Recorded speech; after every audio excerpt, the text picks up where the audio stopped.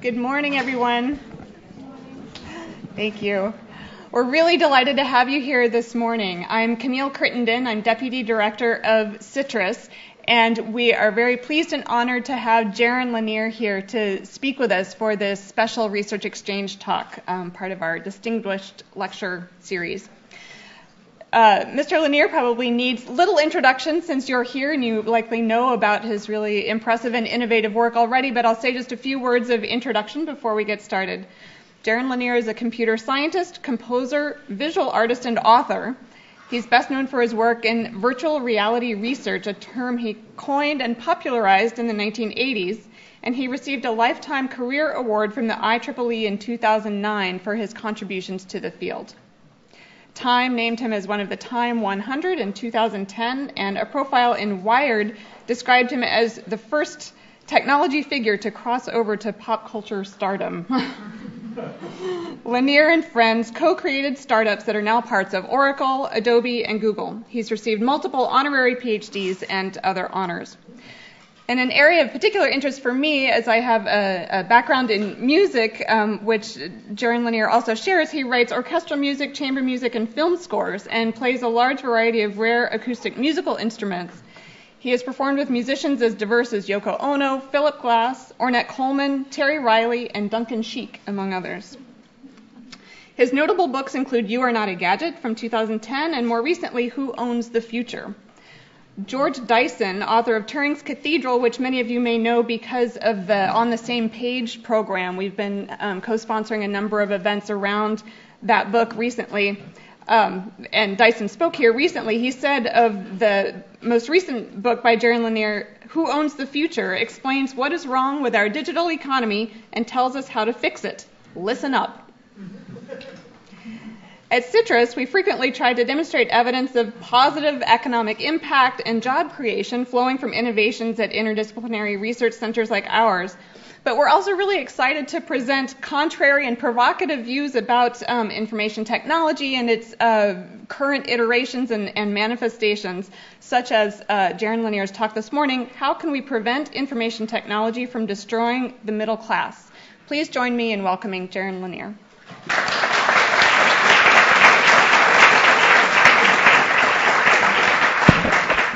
Hey, what you failed to mention is I live here in Berkeley, just up the hill. So this is just my neighborhood.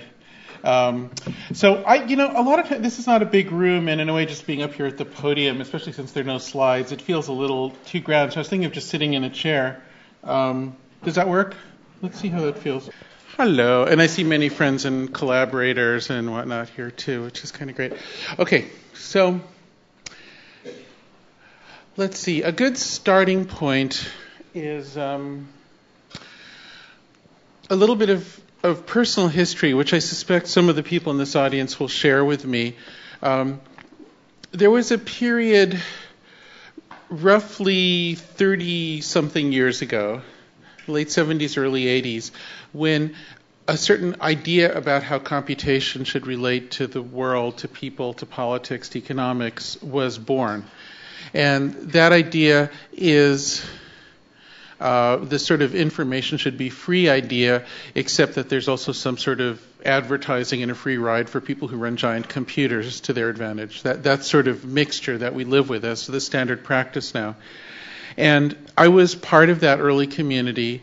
And at that time, we were just on fire. It was an electric time. We were really positive that we were going to bring about great good in the world.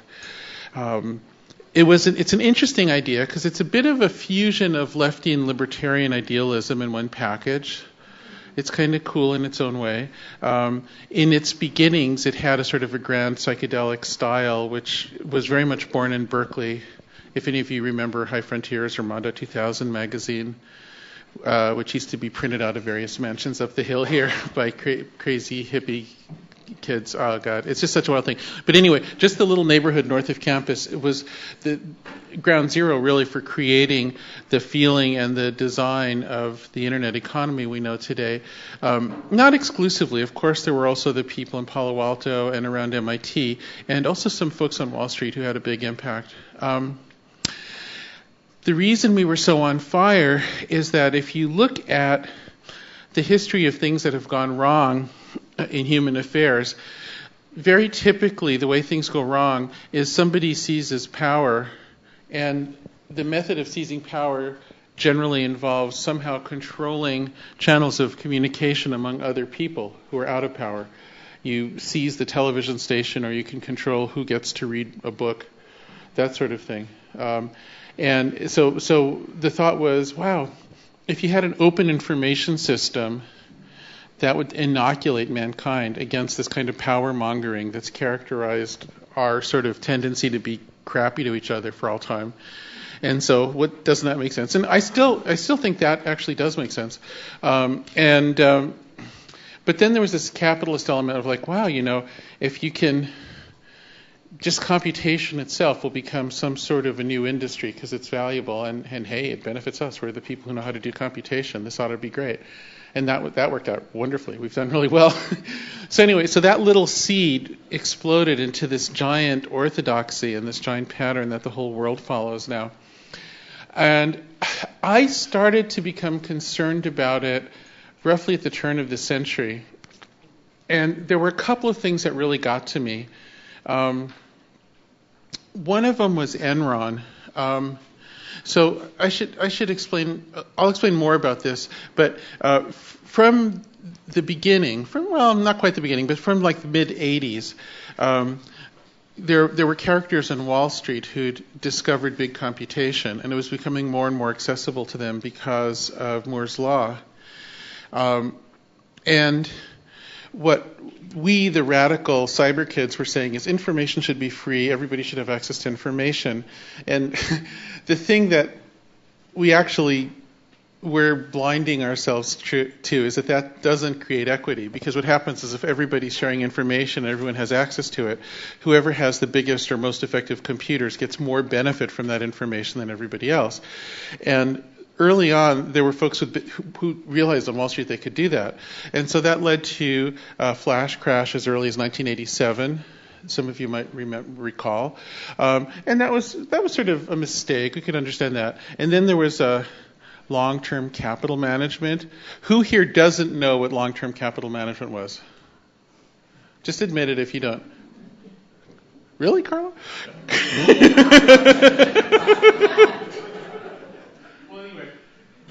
Outfit that was going to use big data in finance with a big public flourish for the first time. And they gathered a bunch of people who were Nobel laureates in economics to be their front men and help design the algorithm. The mic stopped. Yeah. Say again? The mic went off. Oh.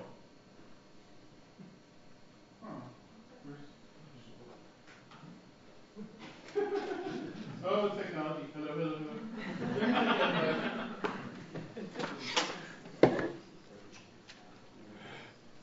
Hello. Hello. Okay.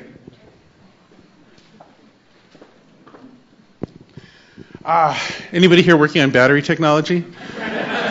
No, really, it's like becoming a big deal for just consistency of life. Okay, so long-term capital was this thing with Nobel laureate economists, and it was this big highfalutin thing. And the idea was that it would use big data to kind of automatically pull money out of the market.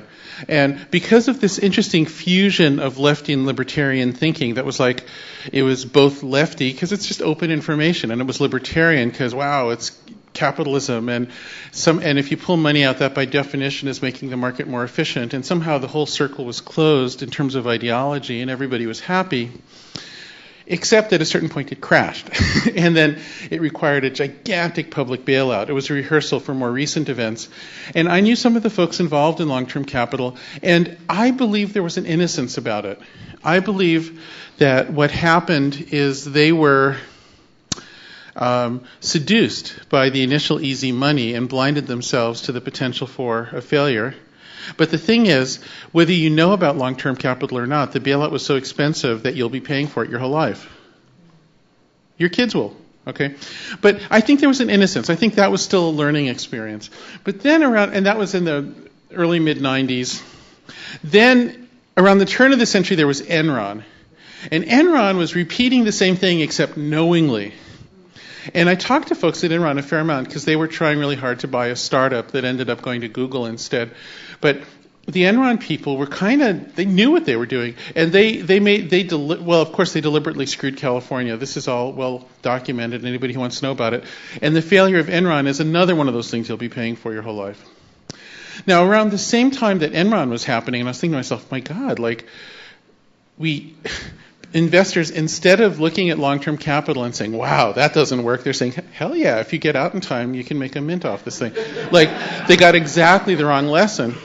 And then, meanwhile, something else was happening around the turn of the century, which was really a problem for me. Early on, I'd been one of the people who formulated this idea that it would be better for musicians to give away music. And it's hard to imagine how radical that sounded in the 80s, and I was really attracted to the radicality of it. I've been a professional musician. I was signed to major labels back when that was a thing. And people don't realize how big the music economy used to be. People don't realize that, and I don't mean in terms of the total number of the industry, I mean in terms of individual lives who were supported by it. So around the turn of the century, there were about 300,000 recording musicians reporting in their taxes anyway, $100,000 or more in revenue. The vast majority of those not big stars, not the marquee names, but just successful recording musicians. So there was at least a General Motors worth, more than that, maybe like 2 General Motors worth of not just of upper middle class jobs, and that's just totally gone away. And what started happening around the turn of the century is on a weekly basis, I was getting calls from friends saying, this cherished, famous, formerly successful jazz musician has run in hard times, lost his health insurance, we need to do an emergency benefit at a jazz club. And every week I was helping to do these. At that time I was living in New York City, and it was just getting to be predictable. It's constant. And I started to realize, this idea that if you give away the music it'll bring more opportunity sounded great. The theory still sounds great. Theories often sound great. But empirically, you know what? It's not working. And so, my first duty is to be empirical. Because fundamentally, I'm a scientist and an engineer, and if I don't respect results, what the hell am I doing? Then the whole thing becomes just meaningless. So those two events, Enron and this constant stream of emergency benefits, which had not been required before, those two things really set me back. And I was thinking, what have we done here? Something is not working. I've come to a position that is still very strongly pro-technology. Obviously, that's what I do. I'm very strongly of the belief that information technology in particular can benefit people, can strengthen the economy, can strengthen the middle classes, can strengthen all kinds of people's prospects. However, the particular way we're doing information technology, the particular architectures we've settled on are having the reverse effect. So the wrong question is information technology good or bad for the middle classes or for a sustainable economy or a sustainable world? That's the wrong question, because there's more than one way to do it. That's why there's this school here about how to make these things, because we actually have options in how we design them. So anybody who frames it as pro or anti-technology is completely refusing to think. What we have to think is about the particulars. How do we design our information technology? Now, I want to go over a few topics in this question to explain my position and my thought about where better solutions can be found. In order to do that, I'm going to take you on a journey that's going to start with a thought experiment in 19th century physics, and then we're going to do a little melodramatic rendering of the last few centuries of economics history. And then we're going to talk a little bit about statistics and causality. We're going to sort of meander around, okay? So are you ready? Okay. We're going to start with a 19th century physics teaching tool, and he's an imaginary character named Maxwells Demon. Who here has met Maxwells Demon knowingly? Okay. Believe me, you've all met him. So let me introduce you to this guy.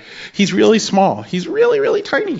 And he's a cute little guy, a little impish creature, and he's small enough that he can watch little molecules floating around nearby. And his favorite thing is to open and close a little door between two big vats. Now, the idea is that these vats are filled with some kind of a fluid. It could be air or water. And what he does is he's looking at the molecules, and if a molecule is all jumpy and agitated, that's a hot molecule, right? And if that hot one is approaching, say, from this side going to that side, he'll open the door so it can go through. On the other hand, if there's kind of a languorous, slow-moving molecule, that's a cold one, and he'll open the door and let it go through to the other side as it approaches.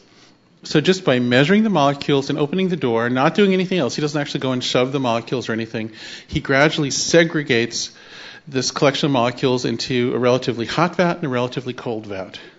Now, all he has to do is open this other bigger door and let them mix again over a turbine, and he generates power. Then he repeats, and out of nothing but some computation and some measurement, he generates perpetual motion, infinite energy. Doesn't that sound great? Don't you love this guy? Now, the key point here is that it doesn't work. You always spend more energy to run Maxwell's Demon than you make from the turbine. This is called no free lunch. Okay? And this is your basic lesson number 1 in thermodynamics. All right? Now, there are a lot of interesting things about this, and it's a deeper idea than it might seem at first. But one of the interesting implications of the basic functioning of thermodynamics is that information processing is real work. It's actually physical. In order to know how agitated a molecule is, you have to store information about where it just was. And just storing that information and reading it again is real work. Even leaving aside opening the door, just the computation itself has an effect on the environment. It radiates its own heat. And the sum of all this is that you can never get ahead. All right? And there are a lot of interesting variations on this. I think there's some research on campus here in reversible computers, which can run cooler and all that. They're very interesting variations, but basically you can never get ahead. If you want to, you can watch thousands of different purported perpetual motion machines on YouTube, but they all turn out to be variations on this. They seem to work at first, but in the end they can't get ahead. Now, I'm going to take you to... Let's leave the 19th century behind, and we're going to go back to the early 90s. Wall Street has recently discovered the magic of big computing and big data to just seemingly extract profits automatically through a lot of statistics. And your humble, eccentric speaker is hired as a consultant for some reason by all kinds of different industries. And on this occasion, I'm at a planning retreat for the health insurance business in the United States. And the CEO of the largest health insurance concern is talking, and he's describing to the audience this epiphany he had.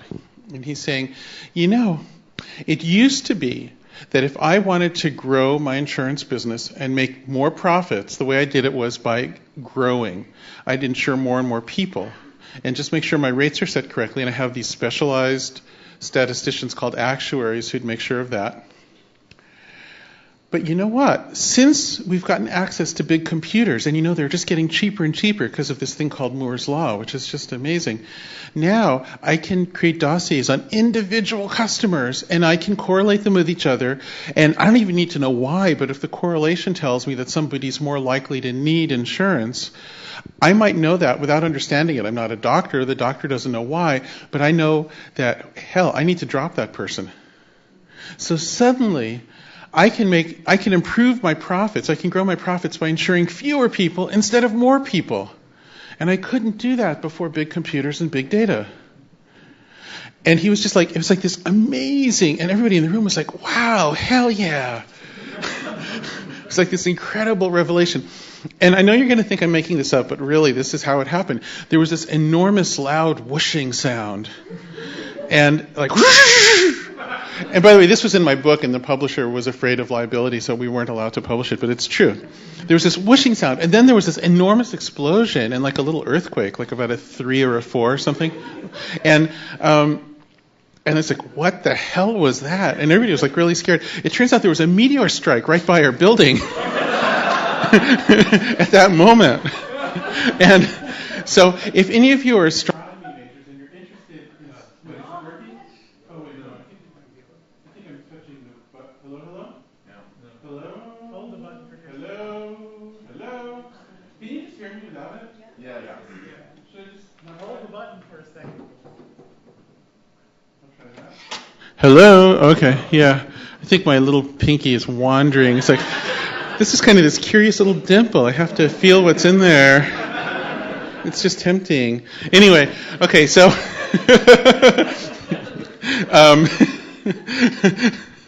I think my little finger wants to be a cat. It's just like, anyway. So if you're an astronomy major and you're interested in meteors, what I recommend is you get an American health insurance executive and secure them in an empty field with instrumentation all set. Now stay sufficiently back, at least a few hundred yards, and sooner or later you'll be able to gather data.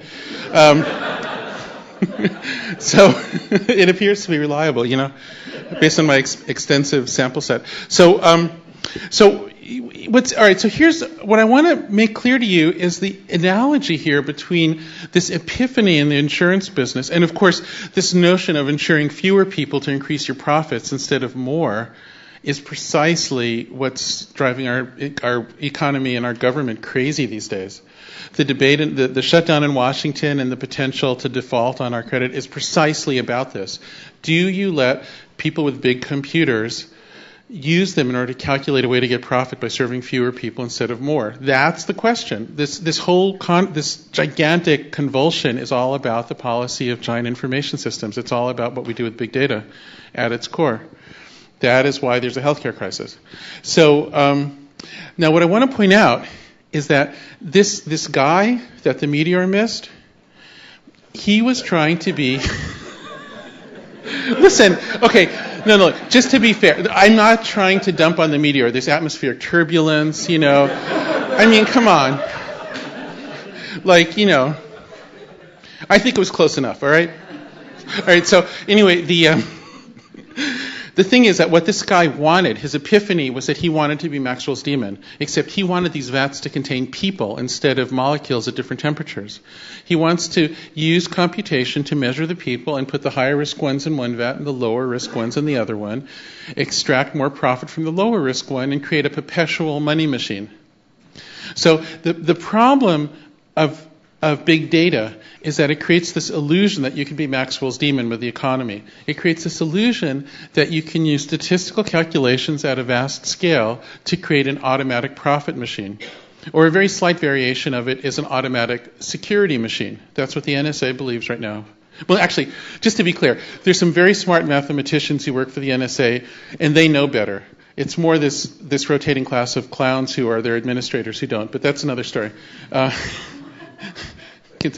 I should be nicer.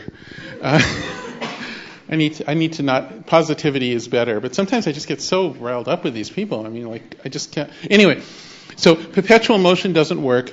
It doesn't work with temperature. It doesn't work with any causal system. And ultimately, economic systems are not that different from an engine. You're managing the physical world in causality, and you can't use big data to optimize yourself into perfection and expect it to work forever. It's just not, So this is not just an analogy. It's actually an identity relationship. Okay? Now, I mentioned that we're going to move to a 3-act melodrama. And so that is going to happen now. The first act is the 19th century. And what happened in a lot of things happened in the 19th century. Here in the U.S. we had the Civil War and all sorts of things. But one of the pervasive themes of that century is the onset of anxiety that people would be made obsolete by technology. Now we often forget how futuristic the 19th century was, in a way even more so than the 20th. It's amazing to read literature from that time. Now, I'm going to just mention a few points of reference. One of the first one probably is the Luddite riots, which occurred early in the century. Now, these days, the term Luddite is often used to refer to whoever hasn't upgraded their phone or something like that, or whoever isn't participating on whatever the latest social network craze is or something. But originally what it was riots by textile workers in London who were afraid of losing their jobs because of advancing manufacturing technologies. They were ugly riots. They were violent. There were public hangings utilized to quell them. One of the leaders was John Ludd, thus the Luddites. The Luddite riots really captured the imagination of people all over the world who were thinking about technology at that time. Now, one of those, starting in the early 1840s, it was a character named Karl Marx, who really at his start is a technology writer. And what he's concerned with is what is the fate of people as machines get better. So what he was saying is, as the machines get better and better, at some point, at some hypothetical, obviously they didn't have the term singularity, but he was foreseeing that there'd be some point where people didn't really have to do very much to live anymore because there'd be machines taking care of everything. And then his question is, what happens to the people? Are there just a few people who benefit while everybody else starves, or what? What happens? So that was his starting place. And this is before he developed the more elaborate theories of economics and communism and all that. And his voice, the voice of the early Marx when he's a technology writer, is weirdly contemporary. One time I was driving in Silicon Valley and I was hearing somebody going on and on about some startup that was going to be knocking down market barriers and creating super efficiencies and everything. And I was thinking, oh God, not another one of these stupid startups. It's like some Uber type thing or something. I just can't hear more of this crap. I mean, oh my God. And I was going to turn it off. And then I realized, oh, this is KPFA and this has been an anniversary reading of this Marxist thing. And I was like, what? And so then I went back and reread early Marx, and man, it's like not in all cases, but there are passages that really could be sort of publicity for the latest startup. It's really eerie. Because there was a part of him, even though he was worried about whether people would have jobs, he was also, like all of us, just kind of enthused by the rush of it all, about this notion of technology getting better and better. I mean, it kind of is exciting, right? And now, he came to an idea about a solution which I think has been discredited. And his solution was that there'd be some kind of a political structure, a committee, that would make sure to distribute out benefits from the machines so eventually everybody would benefit. And the reason that fails is that committee concentrates too much power and then it becomes corrupted and cruel. And we've just seen that experiment tried so many times in so many different ways that empirically I view his solution set to be discredited now. Not everyone agrees with me, particularly in Berkeley, but I feel kind of satisfied that his ideas about solutions won't work. His solutions are amusing. If you read the idea of what the ideal society should be, in other words, what should this committee optimize for, he wants everybody to be able to lounge about in beautifully manicured lawns, practicing archery and reading the classics, which I guess sounds a little like Berkeley. Anyway. Okay, so some other points from the 19th century. I feel like I'm dwelling in too much detail here, perhaps. How many popular songs do you remember from that century? One of them might be the Ballad of John Henry, which is about a guy who races with a robot that lays down railroad tracks, and at the end he can beat the robot but dies from exhaustion, tragically losing himself in order to not be destroyed by the machine. But another cultural trend that started precisely out of this milieu is science fiction. Science fiction is always about whether people will become obsolete in the future, and there's two kinds of science fiction. They're the ones where we might be made obsolete by superior aliens, and there's the one where our own machines will get us. And science fiction always has some heroic human that somehow uses humanness to overcome the technology's potential to make people obsolete. So some of the recent examples of this theme are the Terminator movies and the Matrix movies and Battlestar Galactica. I see all these robots that are rising up to try to make us obsolete, but somehow people resist. But these are all just retellings of the 19th century stories on exactly the same theme that were created. A really good example would be H.G. Wells' The Time Machine, where there's somebody with a time machine and goes into the future, and mankind has broken up into two species. With one is the machine owners, and the others are left behind and farmed for food and that sort of thing. And everybody's miserable. So it's Marx's nightmare, but just realized as narrative. Now, another one that's not quite 19th century, but 1907 or so is E.M. Forster's The Machine Stops. Who's read it? Oh, a few of you. That's really good. Everyone should read it. It's just a little short story, and it foresees the internet. This is E.M. Forster, the guy who, the romantic movies are made of his novels, like Room with a View and all that. But he wrote a science fiction story, kind of in answer to H.G. Wells, who he thought was too nerdy. And he comes up with Facebook and Skype and the unreliability of computers and hackers and all this and failures. And it's amazing. He describes our world, but decades before Turing. So it's really worth reading. It's really kind of amazing. Anyway, So the 19th century, in a way, created our current culture, or the outlines of it, and it was all based on this concern that people's roles would be made obsolete by improving machines. Now we come to Act 2 of our melodrama, which is the 20th century. Now, the 20th century really had a rough first third or half or so with world wars and depression and all this stuff. But then by the time we get to the middle of the 20th century, we hit this kind of period that's pretty nice, where in the developed world at least, where you have growing middle classes and relative pleasantness and security. Now, the question is, how did we get there? How did that work out? Why did the fears of the 19th century not sort out? Now, the usual answer is that, well, creative destruction works, meaning when some technology improves and throws people out of work, it also creates new roles and better jobs. And that actually turned out to be true. But it didn't turn out to be true without some effort. There were actually two streams of concerted effort to make sure that things would work out that way, and they didn't necessarily have to. Now, one of those was the labor movement. Now, I want to talk a little bit about this, and I'm going to use cars and trucks and drivers of those vehicles as an example. Going back to the 19th century, one of the industries that was thrown into obsolescence by the onset of new technologies was the buggy whip industry. And this is the cliche that people always bring up. Oh, the buggy whip industry, you wouldn't want to support that. You have to let these things be destroyed. So if you go back to the literature around the time that the buggy whip industry was being dissipated and automobiles were starting to appear, there are a couple of amazing things to note. One is that a lot of people thought that it would be ridiculous to pay drivers of trucks or taxis, for the simple reason that it was so safe and pleasant and fun and lovely and glamorous to drive these automatic vehicles. Like, who the hell would be paid for that? People pay to do it. And this is a hard mindset for us to get into now, because we've gotten used to the idea that you do pay taxi drivers and truck drivers. But at that time, you have to remember that getting horses to move vehicles around was actually really hard work and dangerous. Now, I don't know how many of you have worked with horses. I have worked with horses.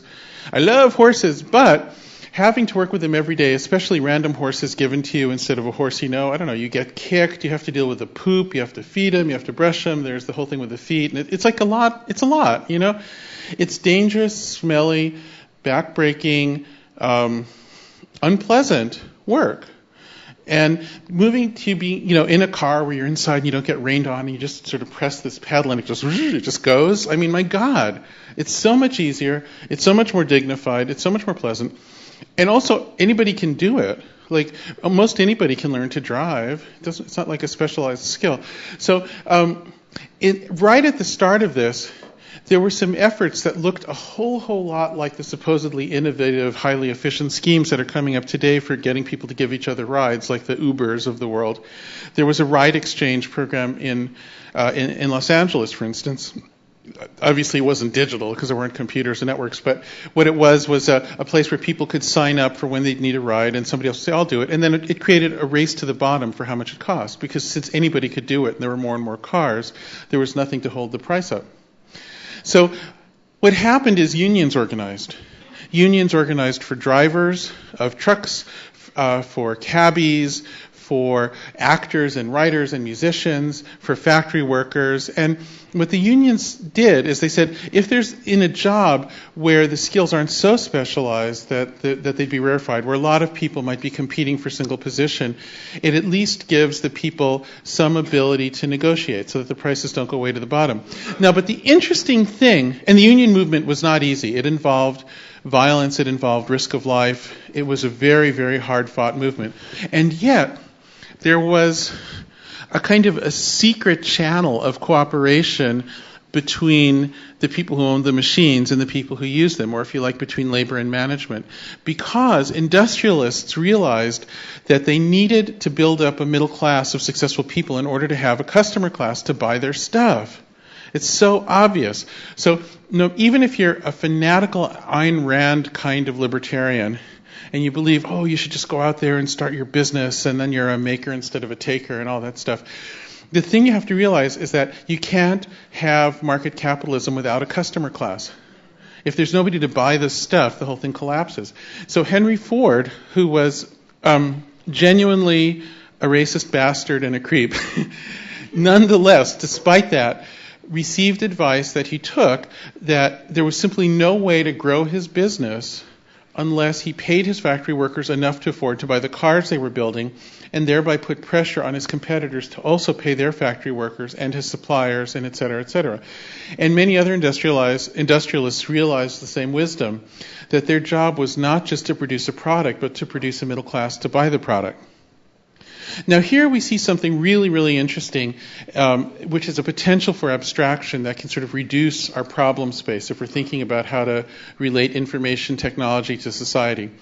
So famously, there's this controversy about whether we should be more concerned about governments or markets or society or other organizing principles. And the thing to note is that every articulate idea about how to make a better society requires a strong middle class.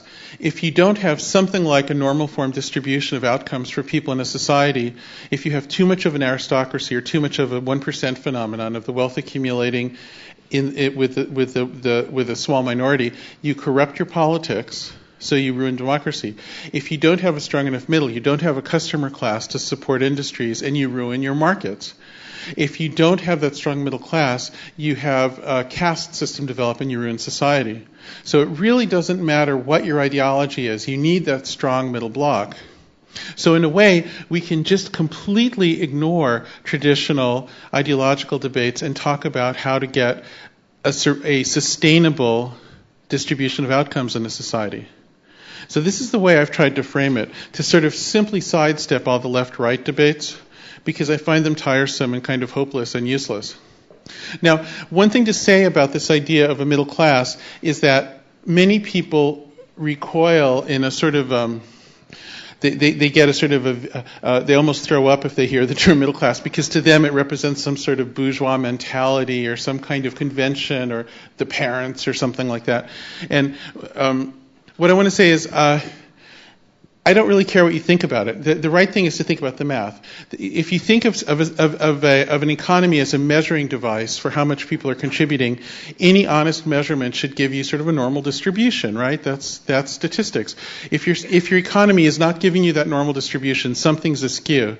And in particular, you're not creating a well, you know, I won't go into it. I hope I've made my case. There's a more detailed case to make about why if the distribution it deviates too much from a normal form, it's no longer sustainable. But that's my basic claim. So if I just say I want to approach a normal distribution and outcomes, then I can sort of abstract away the left versus the right. Make sense? Okay. Now, so the 20th century created these things. The schemes were different all over the place, and they always involved a kind of, the scheme to create an approximately normal distribution of outcomes was always a little ad hoc and awkward and artificial and weird. To create taxi medallions or union membership or some other sort of ratcheted kind of status in order to get people into the middle class was inherently little unfair. It involved excluding some people. It was an invitation often to some sort of corruption. In the case of the education world, there's this thing called tenure, some of you might have heard of. And the origin of tenure goes back much further than the events I'm describing, but in the 20th century it came to be another one of these ratcheting mechanisms. In Who Owns the Future, I call these levees, like they're just like little dams that hold up a bit of capital for some people. It is a bit awkward, but at least it works. Now we come to the third act in our melodrama, and we're entering the 21st century, and something shifts, which is the advent of big computing and big data.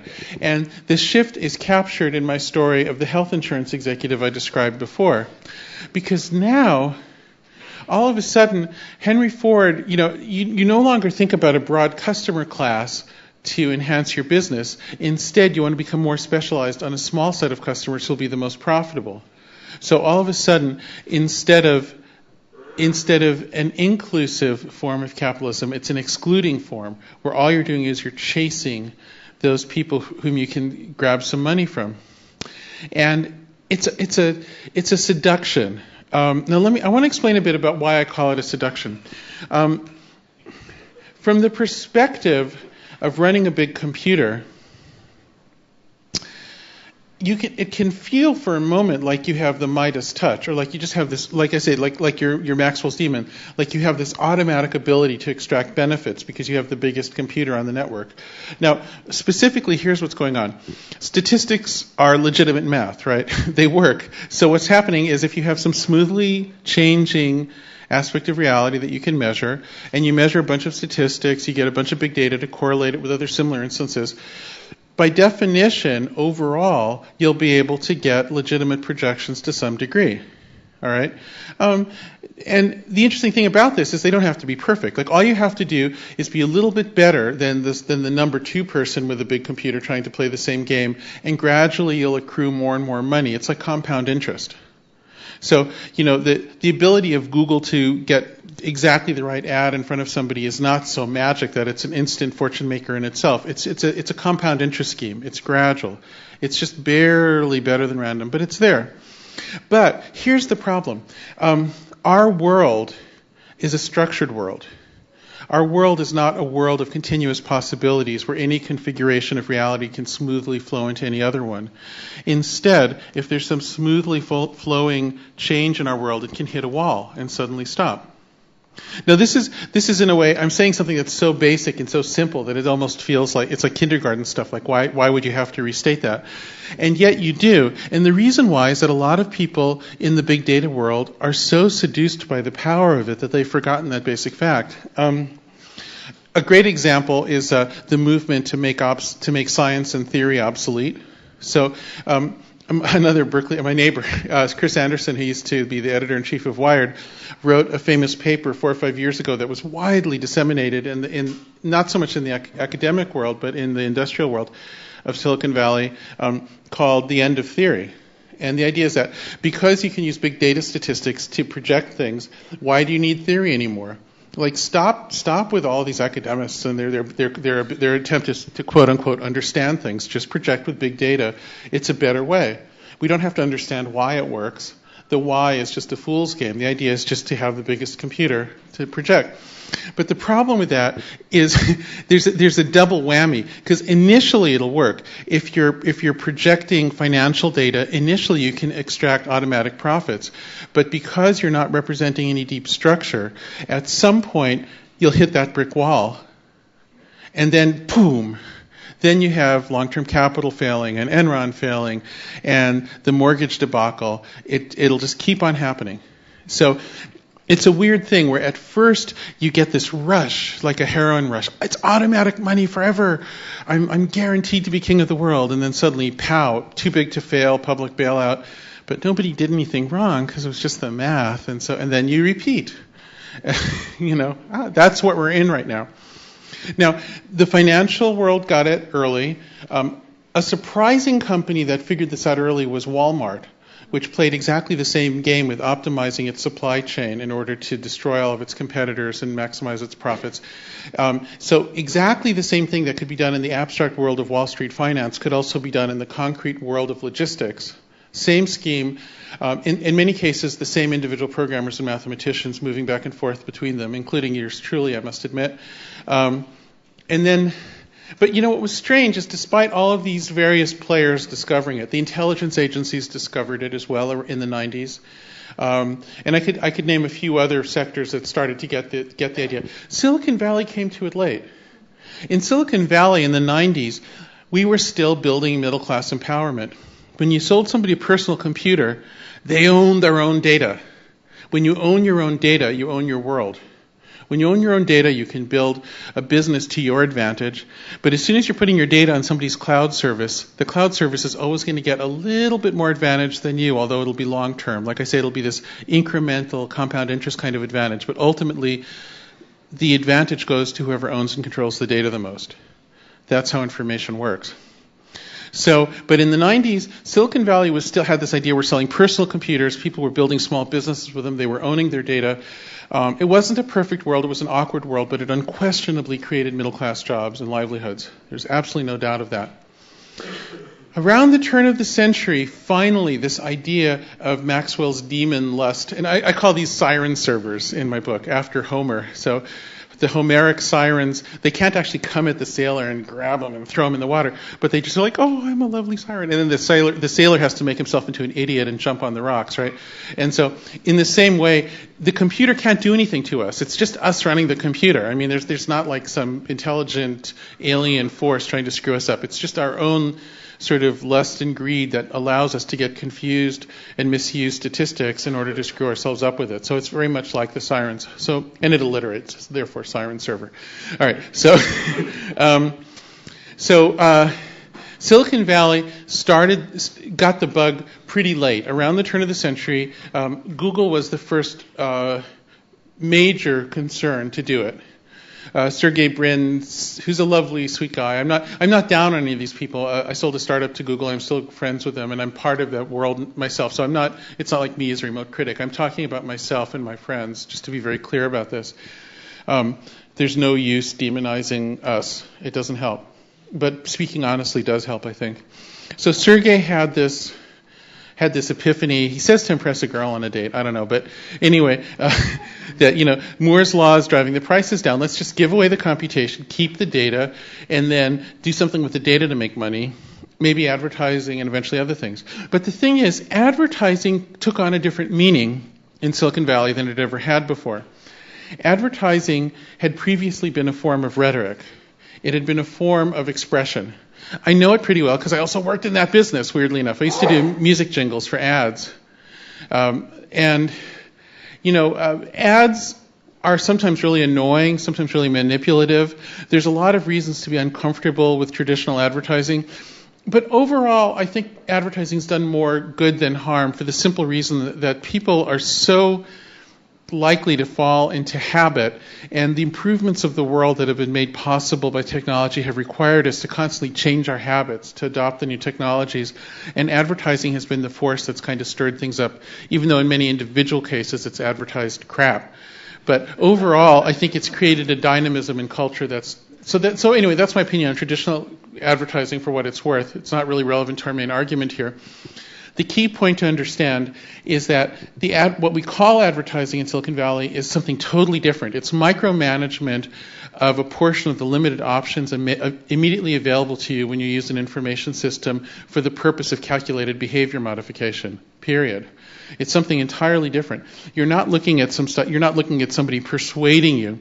It's just that your screen is this big, and recently they've gotten that big. You have this little screen with limited options, and somebody's controlling a certain amount of that and putting links in front of you. And the links are not placed there randomly. Instead, all the companies that collect your data compile behavioral models of you that predict which links would have an effect on you when. So you're walking by the cafe and suddenly you get this thing on your phone of like a picture of your friend saying, oh, I went to this cafe. And the idea is to and once again, it doesn't have to be perfect. It just has to be a little better than random. And 1 out of 100 times more than otherwise you sort of go into the cafe. And that little thing, you might think, well, it's harmless. It's not harmless. Here's how the harm comes into play. So in order to give away information services for free on this so-called advertising model, you have to make stuff free to give away, right? And the stuff that you make free is stuff like search and social networking services. Now you might say, well, fine.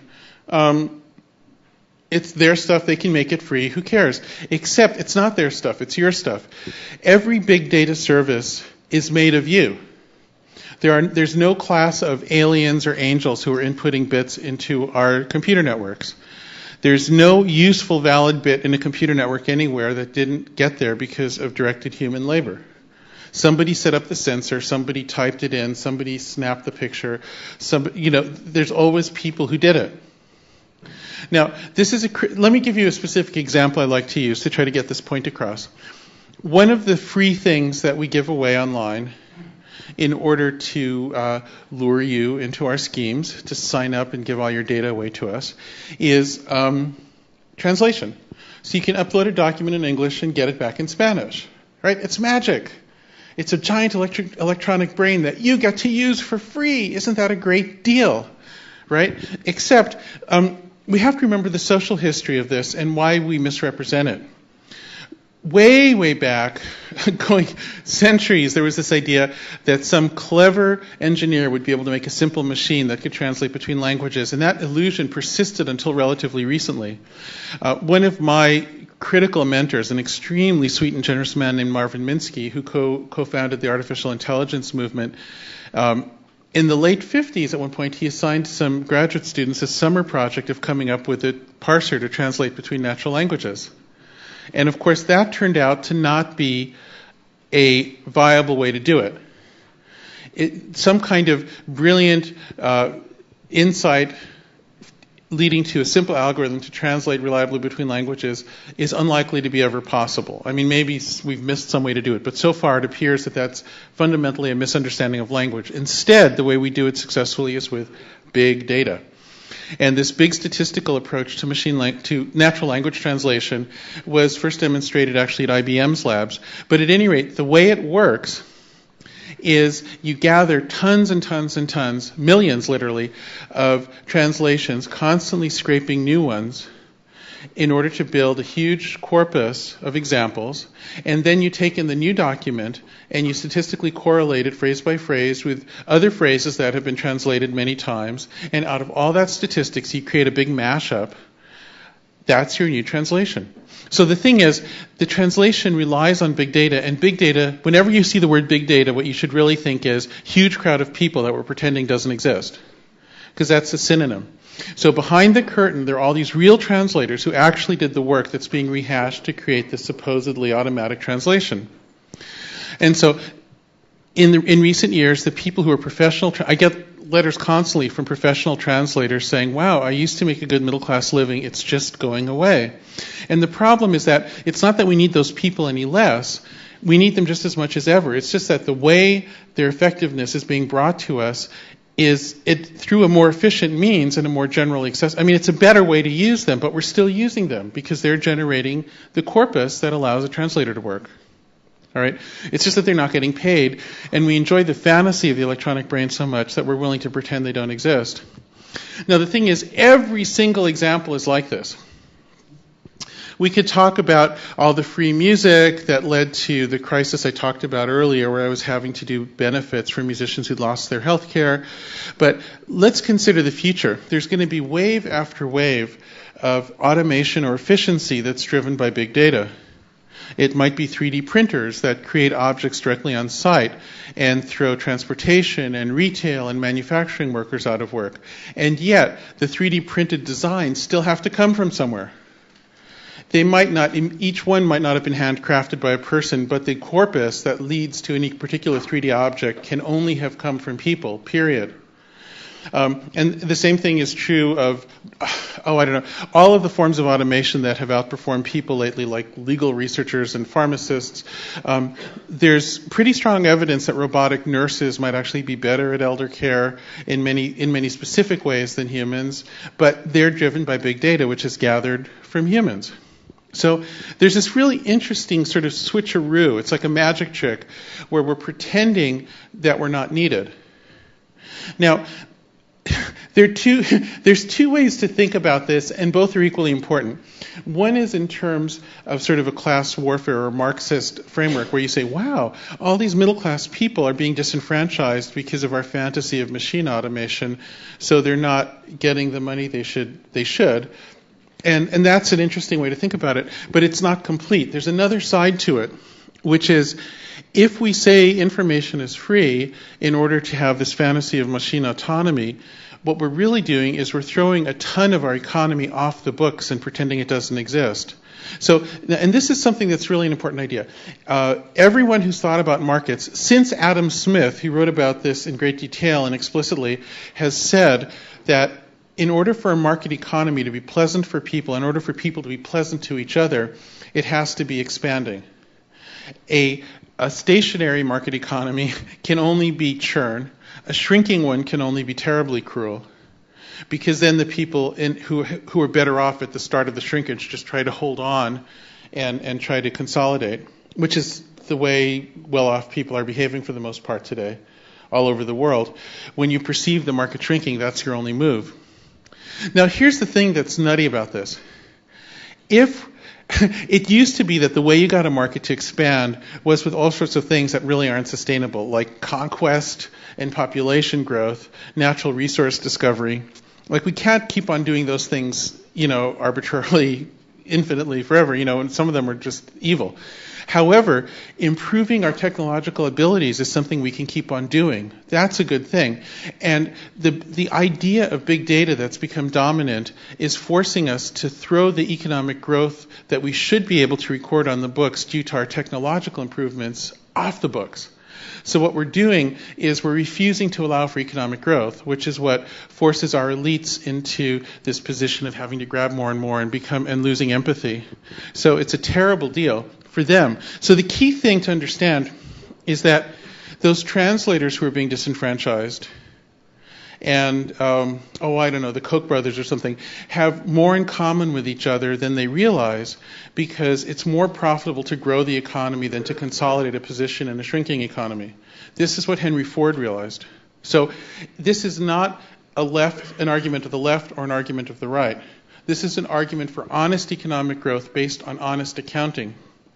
Now, I only have a few more minutes left, so I haven't really gotten into my solution, but the solution space I'm looking at is actually a return to the initial idea for how to build a digital network. The first proposal for an architecture for connecting people digitally was 1960, a Harvard student named Ted Nelson, who's kind of a kooky hippie. He still lives with us. He lives on a boat in Sausalito, and he's in his 70s now. And Ted's idea was to have a universal micropayment system. So every time somebody put some bits on the network, their influence, how they were used, would be tracked, and people could reuse them. It would be open, like an open culture ideal, except micropayments would flow back proportionally to people whose bits had been used. There's a lot of complexity into how to do it. That's what the new book's about. There are a lot of unanswered questions. I'm not saying it's easy.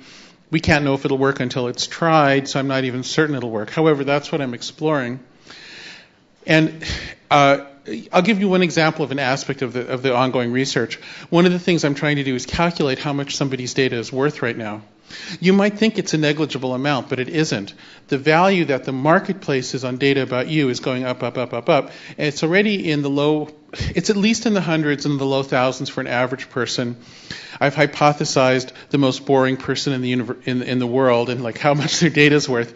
And even for that person, it's already starting to be substantial. If you want to get an idea for how much your data is worth, look at the differential between how much you spend when you're part of somebody's information system versus when you aren't. When you use the club card to shop for groceries or to get airline miles or something like that versus when you don't. If you add up all of that, you'll come probably to a couple thousand a year or something now, maybe a few thousand depending on who you are. But it's going up every year. When that number hits the poverty line, then there's a new way to run a society. Then we have an alternative to either just letting those who fail die on the street or having some sort of Marxist redistributive scheme or some sort of socialist scheme. All of a sudden, just through proper accounting of the value of big data from people, we might be able to create a just and sustainable society with a growing economy that reflects our ongoing improvement in technology. If we can do that, then we can make the machines really good. We can automate everything. We can make things super efficient without destroying middle classes, without making people obsolete. And we do it not through redistribution, not from imposing ideology, but simply from being honest in our accounting about where the value comes from. So that's what I'm attempting to sort out. There's so much more to say. I've really only barely scratched the surface. But what I can do is some questions. Yeah? So why don't we do questions and then...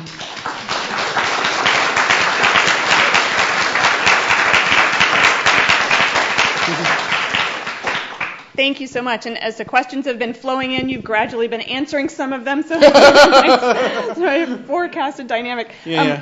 One question that came up in a couple of different ways is about what has been the reception to your ideas among your peers and engineers in general? Really positive. It's kind of amazing to me because this last book has gotten a lot of response. It's kind of interesting in terms of the sort of legitimate book reviews and major papers. It's gotten both the best and the worst reviews I've ever seen for a book. I got a review in the New York Times that's got to be the most positive review there's ever been, or at least I've never read anything quite like it. They didn't like how I look, but other than that, they just sort of adored the book. And then I've also gotten some of the worst book reviews. Like, this guy is just evil. He's like this horrible. So I get both of them. And but among my peers, I have to say people are just interested. I'll tell you something I've noticed about this, which is the people who are the founders of Silicon Valley who are still with us, or people who are just really creative and active, are open-minded. I mean, all of the ideas I'm criticizing came out of an experimental mindset that's still alive in those people who helped create them. And so they're not resistant to thinking about alternatives. What you really have to watch out for is people who receive some set of ideas and treat it as an orthodoxy and as something that's just, oh my God, how can you question this? You're questioning all that is good and pure. And like, it's those people, the people who want something to be an orthodoxy that really can get rigid. But they're never the creators. And so I want to make it clear, I'm not sure what I'm saying is going to work. All I'm saying is it deserves a test. You know, like for instance, with 3D printing, right now 3D printing is very much being born with a Linux ideology of just putting all the designs out there and you just share them. But what if we tried to do a Nelsonian idea where you're paid for designs and people can collaborate on designs or rematch them and you keep track of where all the origins were and send micropayments back as best you can? What if that just created a better community and a more vibrant community and people liked it? It's worthy of a test. That's all I'm saying. Good. What can we as citizens, students, parts of this ecosystem that's creating this huge amount of big data, how can we express our opinions, whether to withhold or participate in this whole flow of data? What kind of agency do we as individuals have? This is really tricky because right now you're given an all or nothing choice set. So if you are a computer science major, then you can probably understand your Facebook privacy settings, but you have to reattend to them because they're changing all the time, and they're really tricky. Plus, Facebook isn't really good at implementing them reliably, so you have to really stay on top of what actually happens, not what they say will happen. And it means you actually have to read those EULAs. I don't know anybody who's ever done that, actually. So it's really hard. And these all or nothing choices are what really get you. I didn't get too much into this, but if you pay for data, the way I'm imagining it is people would be able to set the price of their data. And so that creates a sort of a gray zone where you can say, instead of totally opting into somebody's information scheme or totally opting out, you set your price. So if you set your price at the median, what that does to somebody who's offering you a cloud service is it removes the incentive for them to just extract money by having a bigger computer, to just balance it out. So then they have to offer a service. If you set your price high, you're making a trade-off where you get fewer services, but you're also observed less. And if you set your price low, maybe you get more services, but you allow yourself to be exploited. And you can sort of choose where to be on a spectrum.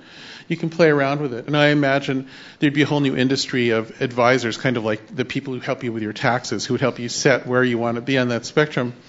And then it also limits government. Like the NSA, yeah, you want to spy on us, you pay for it. Because the only way to limit government traditionally is with the level of taxation. So if you make taxes low, you have a smaller government. If you make taxes higher, you have a bigger government.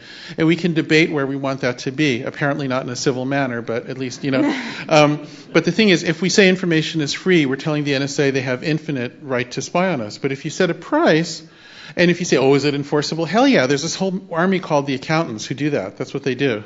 And they're the most fearsome army there is in a market. Anybody who runs a budget on campus here will certainly know about that. That creates a gray zone where the NSA can argue for how much budget it needs, and then that gives it a limited ability, an in-between ability. It gives you that in-between zone. That's what we need. Well, just to pick up on that question, talking about these large institutional interests, so corporations, the government, maybe academia, and the differing ways that they treat your data or value your data or safeguard the privacy and security of your data. I wondered if you wanted to say anything more about that. The thing about academic institutions is they're diving headlong into exactly the stupid paradigm with the MOOC movement, which is going to leave only a few brand name academies standing, is going to remove diversity from education, and is going to ruin academic careers. I mean, it's so stupid to be doing this again and to be doing it to ourselves.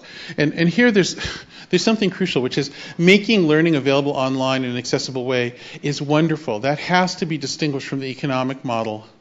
The economic, the difference between free and affordable is a key difference. Henry Ford did not say the cars should be free in order to get them out there. He said they should be made affordable. There should be a balance because that grows the economy. If we don't do that with education must be accessible, but it can be accessible without being free. If we say it's free, what we're saying to those kids in Tahrir Square who used social media to help organize a revolution is you will never have an academic job because somebody will be able to get a free class from Harvard with automatic translation on the back, so translators who aren't paid. And so, basically we're taking away their future. So it's a terrible bargain. We're killing the futures of our students while giving them an immediate treat in order to get them into somebody else's spying empire. Is that clear enough? So maybe just one last question to build on that model a little bit, the free versus affordable. I wondered if you wanted to go back and comment on the music industry and how this has affected you as a composer or a musician, performing musician. Well, I mean, the thing about the music business is that, in a way, it's a weird one because it's glamorous. And so the thing is, I mean, what I tried, there's this, how sometimes there can be this societal illusion created, a sort of hysterical illusion of a class of people being present who don't exist. Like, for instance, at different times Americans have believed there are these masses of Satanists who want to steal our children or something like that. And the truth is these people don't exist. Or there are all these child abductors who want to steal strange children. And in fact, there are only a handful ever. It's just an illusion. It doesn't exist. And so the benefits to musicians are like that. There's this notion that there's some large number of musicians who are doing great giving away their music online. And I had thought that at first, but then after I started seeing all of these horrible stories, I thought, you know what, I'm going to try to find real data. And so what I did is I went to every site that channeled these people, and I went to everybody who had a business talking to them, and I went to everybody who purported to be one. I just did everything I could to gather real data on what musicians were doing well under this model. So when I wrote my first book, I did everything I could. I went to everybody who serviced them. And I went on the big sites like Boing Boing or whatever and tried to say, if you know anybody, send them to me. And I was able to find 4 or 5 examples. And this is like insane. Like we're going from hundreds of thousands of people in the upper middle class to just a handful. And so these people just don't exist. Now, there are more of them. A few years later, it is starting to grow, but and maybe this S-curve will take off. But currently, so far as I can tell, in the whole world, including India, China, Russia, Brazil, I've been able to list about 350 people that are plausible candidates. But I haven't been able to check on all of them. And what happens when you check on these people is they start to fall away. Because it's glamorous, a lot of people pretend they're doing well online because it's glamorous, but actually they have inherited money or something. So there's a lot of trust fund babies who are pretending to be doing great from online stuff.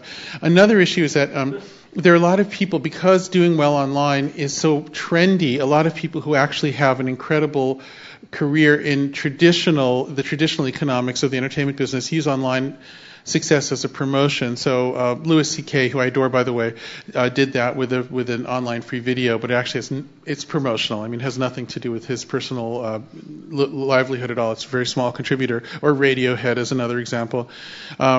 So there are those kinds of things. But the actual people who are actually doing it, they exist, but they're so small that they're a token number. And this is another thing I didn't go into now, but in the book I go into what network architectures lead to a distribution of outcomes that looks like a normal distribution versus a power law distribution, which we also call in the trade a long tail. So Silicon Valley calls a power law a long tail for some reason. Anyway, so the thing is that we have these long tail distributions where you have a few winners, a few startups, a few YouTube videos, a tiny token number, and then everybody else is a wannabe. But what we really should care about, there are always going to be a few special people who are winners. I like winners. I don't have any objection. I'm not trying to flatten everybody. What I am saying is that an economy is a measuring device, and the outcome of an honest measurement should approximate a normal distribution, or something's wrong. So there should be more outcomes in the middle than in either extreme. So that's the and I think the network architecture determines that. So in particular, the topology does. If in hub and spoke networks like YouTube or an app store, you tend to get a power law. But in densely connected networks of people who are collaborating, you tend to get a normal distribution, except that we don't monetize those now.